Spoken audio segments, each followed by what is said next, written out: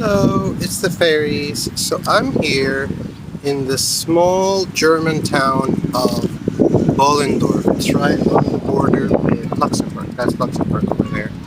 And this is the family where my family is from. You see, let me see if I can. That house, that's the house where my grandfather, my father's father, was born.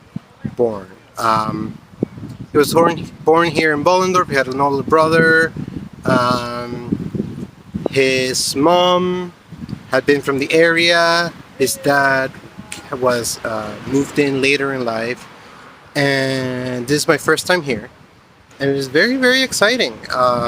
It is not quite what I expected. It is kind of like a tourist town. Oh, someone dropped their phone here. Someone dropped their phone here. Okay. Yeah. Like we arrived here and there were like Germans kayaking in the river and people in bathing suits and honestly, it's really fucking beautiful. To the point where I'm like, man, I kind of wouldn't mind living here someday for a little bit when I don't feel the need to live in a large city. Um, it's been kind of an interesting experience. We actually was here, my whole family, my dad's cousin, my grandfather's brother's son, who also grew up in this town. Um, he wrote a book. He wrote a book about Jews in the Dominican Republic, and so we came here to donate it to the historical archive. There is actually a group here in town trying to preserve the memory of victims of the Holocaust, not just Jews, but everyone who lived in Bollendorf and who had to run away or was eventually killed by the Nazis. And so we got to meet the mayor, and we got to meet a lot of people from that group, and they like treated us very nicely. We met at this Jugendherberge. It's like a youth shelter, youth like activity place. And we talked and we talked and we talked about the efforts to preserve the Jewish history in the region, and how there are people in town who don't want stolpersteine in front of their house. And stolpersteine are these stones. I took a picture of ours. Our family has stolpersteine.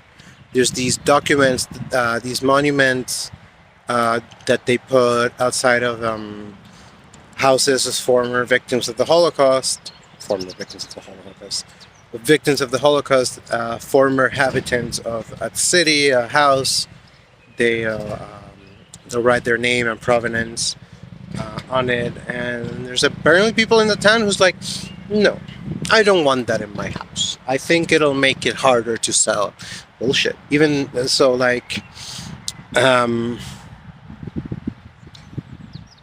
anyways, Germans. You know how I feel about Germans. However, it is very, very pleasant to me to see that the town is alive, that it is vibrant, that like people live here, people have fun here. All the people we've met have been like older people, including some people who knew my grandfather when he was young.